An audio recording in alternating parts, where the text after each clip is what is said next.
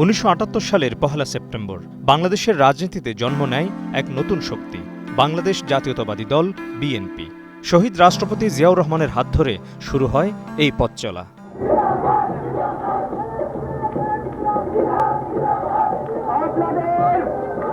দলটির ৪৭তম প্রতিষ্ঠা বার্ষিকীতে দলের প্রতিষ্ঠাতা সাবেক রাষ্ট্রপতি জিয়াউর রহমানের সমাধিতে শ্রদ্ধা জানাতে শীর্ষ নেতাদের পাশাপাশি ঢল নামে সর্বস্তরের জনতার।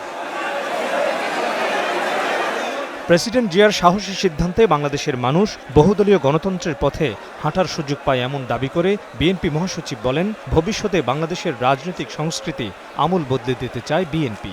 বিএনপি গণতন্ত্রকে পুনরুদ্ধারের জন্য দীর্ঘ সংগ্রাম করেছে, লড়াই করেছে,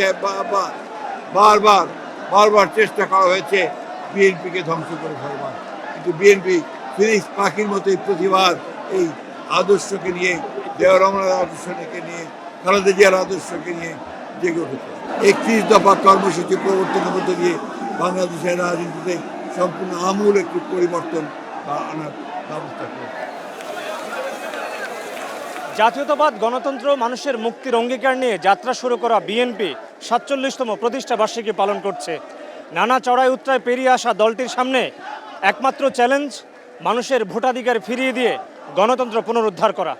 দলটির মহাসচিবও বললেন সেই কথা, জানান ফেব্রুয়ারিতে সুষ্ঠু নির্বাচন অনুষ্ঠানে অন্তর্বর্তী সরকারকে সহযোগিতা করবে বিএনপি। আল্লাহর আশীর্বাদে সহমতে জনগণের আন্দোলনের মধ্য দিয়ে, ছাত্রদের আন্দোলনের মধ্য দিয়ে আমরা সেই ভয়াবহ হাসিনা থেকে মুক্ত হতে পেরেছি, ফ্যাসিবাদ থেকে মুক্ত হতে পেরেছি।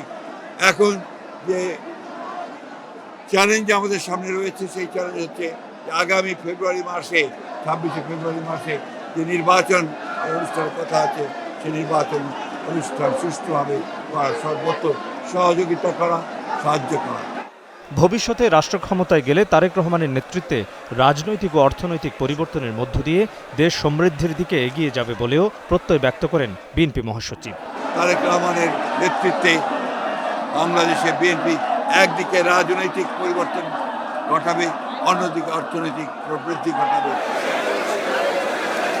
Mohammad Hussain, Star News, Dhaka.